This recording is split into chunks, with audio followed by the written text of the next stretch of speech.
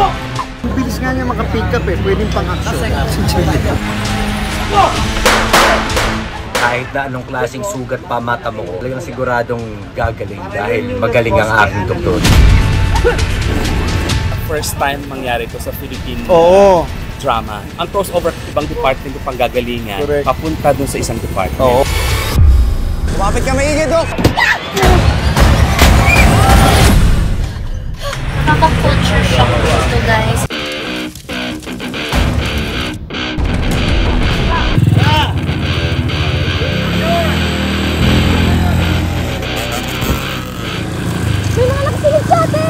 Very challenging ganitong eksena kasi maraming movable objects, hindi lang tao, kotse, motor, camera, drone, tapos location, whole traffic, kaya lahat nakatutok.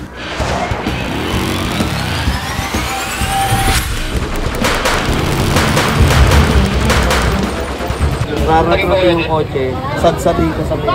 Importante, dapat alam namin yung mismong istorya, yung script. Nagkaroon kami ng Zoom meeting, so kailangan ng meeting para sa alignment. Medic! We need immediate medical attention. God, masakit, maandar yan, mabilis ang takbo niya. Boom! First time mangyari ito sa Philippine drama. First position! Ang crossover, ibang department yung panggagalingan, papunta dun sa isang department. Oo. Ilagay mo po dyan, mamatay tayo. Makinig ka muna!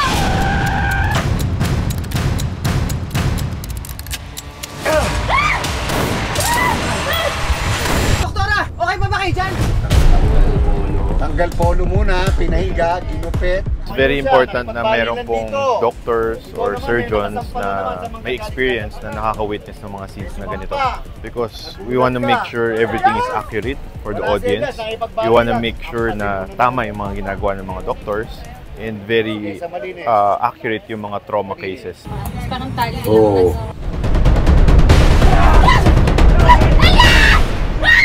Kailangan na ako kasi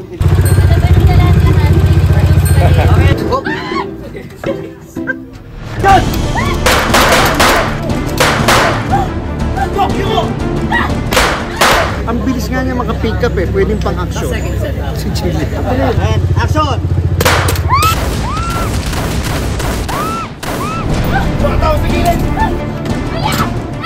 Nakakatuwa si Jillian kasi super game siya. Talagang ma-action at madugo ang bawat eksena natin.